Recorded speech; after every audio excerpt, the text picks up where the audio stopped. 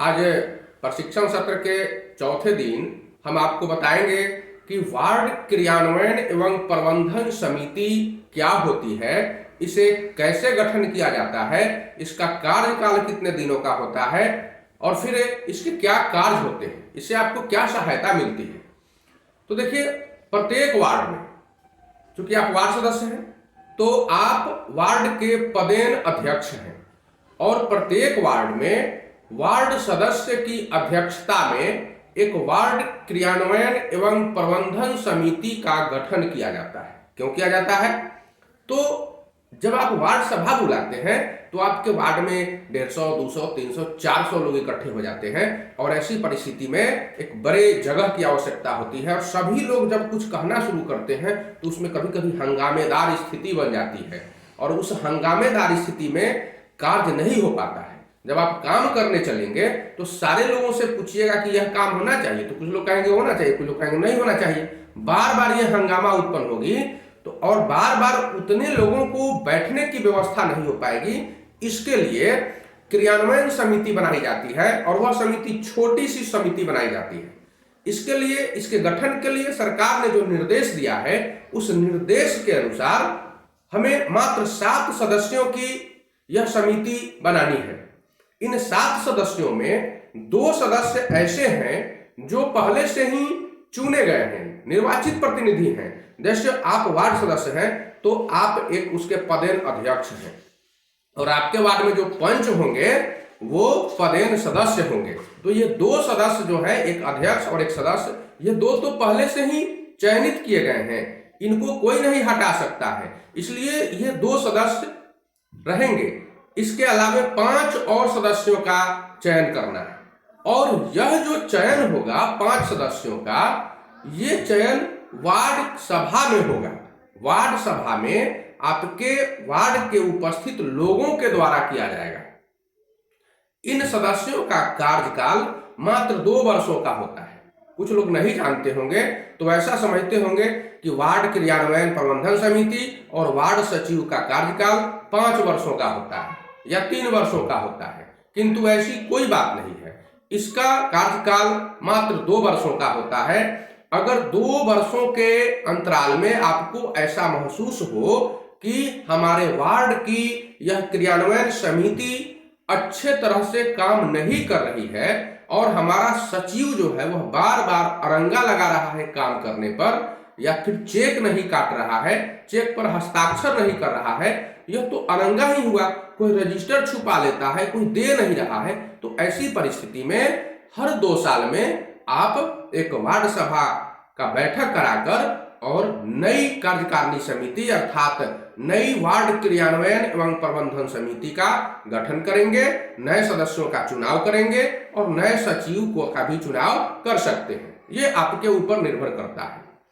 तो इस समिति में हम जानेंगे कि 7 सदस्य हैं। 7 सदस्यों में 2 इसके पदेन सदस्य हो जाते हैं। शेष जो 5 सदस्य हैं उन 5 सदस्यों में एक सदस्य अनुसूचित जाति या फिर अनुसूचित जनजाति का होना आवश्यक है। इसके अलावा 3 जो सदस्य होंगे, कम से कम 3 महिला सदस्य को अवश्य रखना है। महिला लोगों का भी चयन करना है क्योंकि समाज में उनकी भी भागीदारी है और जब वो घर अच्छे से चला सकती है तो फिर आप यहाँ समिति में भी वह अपना विचार रख सकती है। सरकार ने इसके लिए 50% आरक्षण की व्यवस्था किया है, किंतु इसमें कम से कम 3 सदस्य को तो रखना अनिवार्य है। इससे ज्यादा आप जितने भी सदस्य रख सकते हैं वो आपके ऊपर निर्भर करता है या फिर आपके गांव के वार्ड सभा के ऊपर निर्भर करता है। इन्हीं 5 सदस्यों में से जो आप 5 सदस्य चुनते हैं, उन्हीं 5 सदस्यों में से एक सचिव का भी चयन करना है। तो सचिव का चयन करेगा कौन? क्योंकि 5 सदस्य को वार्ड सभा जो है आपसी सहमति से चयन करती है और अगर सहमति नहीं बन पाई तो उस परिस्थिति में मतदान होता है। यह जो मतदान है यह कोई गुप्त मतदान नहीं होता है, सीधे लोग हाथ उठा देते हैं किसी के पक्ष में। 2-3 अगर उम्मीदवार हो जाते हैं सदस्य के लिए तो उनके पक्ष में कितने लोग हाथ उठाते हैं, उनके लोग पक्ष में कितने लोग हाथ उठाते हैं, हाथ उठवा लिया जाता है और गिन कर फिर यह तय कर लिया जाता है कि अमुक व्यक्ति को सदस्य बनाया जाता है। एक बात ध्यान रखेंगे कि आप अगर वार्ड सभा बुला रहे हैं और ये समिति का चयन कर रहे हैं, नई समिति का गठन कर रहे हैं, नए सदस्यों का चुनाव कर रहे हैं, नया सचिव का चुनाव कर रहे हैं, तो आप अपने वार्ड सभा में वीडियो रिकॉर्डिंग जरूर कराएंगे।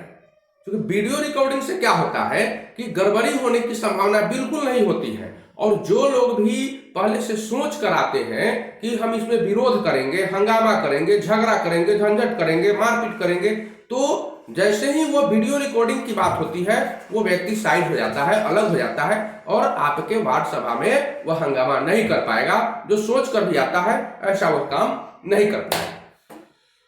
तो जितने भी लोग आते हैं वार्ड सभा में सभी लोग रजिस्टर पर हस्ताक्षर करते हैं और जो लोग हस्ताक्षर करते हैं वही लोग हाथ भी उठाते हैं। उनसे ज्यादा अगर कोई हाथ उठा रहा है तो यह अवैध कार्य है, ऐसा नहीं होता है और वैसे लोगों पर आप प्राथमिकी दर्ज करा सकते हैं।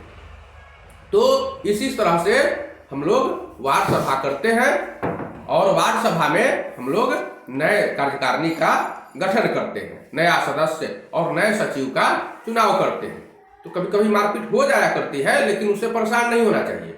यदि आपके वार्ड में आपको ऐसा लगता है कि हमारे वार्ड में भी जब सचिव का चयन होगा, नई वार्ड क्रियान्वयन समिति का गठन होगा, तो उस वक्त कुछ लोगों के द्वारा अरंगा लगाया जा सकता है, मारपीट की जा सकती है या फिर इसका विरोध किया जा सकता है, तो आप क्या करेंगे कि 15 दिन पहले, ध्यान रहेगा, 15 दिन पहले आप वार्ड के सभी लोगों को लिखित सूचना देंगे। एक रजिस्टर पर सूचना लिखेंगे, 15 दिन पहले सभी लोगों से हस्ताक्षर करवा लेंगे और उसको रख लेंगे। फिर एक आवेदन लिखेंगे जीपीएस के नाम से। प्रखंड में ग्राम पंचायत सुपरवाइजर होते हैं जिनको प्रखंड पंचायती राज पदाधिकारी भी कहा जाता है और उसको जीपीएस के नाम से भी लोग जानते हैं। तो उनके नाम से एक आवेदन पत्र लिखेंगे जिसमें हम लिखेंगे, उनको बताएंगे कि अमुक तारीख को हमारे यहाँ फलाने स्थान पर इतने बजे से वार्ड सभा बुलाया जाएगा जिसमें वार्ड क्रियान्वयन एवं प्रबंधन समिति का गठन करना है।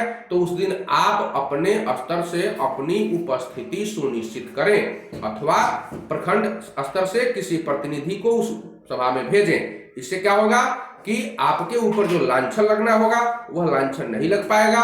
अगर आपके ऊपर कोई कंप्लेन करता है, आपका कोई विरोधी प्रखंड में जाकर शिकायत दर्ज कराता है, तो वहां पर पहले से आप सूचना दिए हुए हैं, इसलिए आपको कोई परेशानी नहीं होगी। तो ध्यान रखेंगे, छोटी छोटी बातों को ध्यान रखना है, क्योंकि आप लोग कई बार से वार्ड सदस्य हैं, कुछ लोग तो 2-3 बार से हैं, 4 बार से है, लगातार है, तो उनको बहुत परेशानी नहीं होगी। लेकिन जो लोग नए हैं निश्चित रूप से परेशानी होगी और पुराने हैं वो लोग भी इन छोटी छोटी बातों से अवगत नहीं है, इसलिए हो सकता है छोटी बातों में ही आप कभी फंस जाए।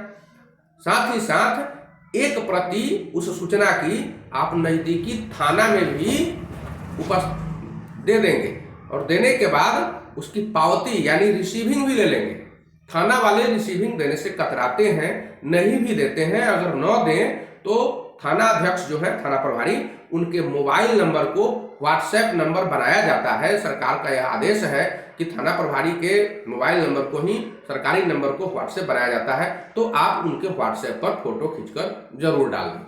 इससे क्या होगा, तो वो इनकार भी नहीं कर पाएंगे कि आप मुझे सूचना नहीं दिए।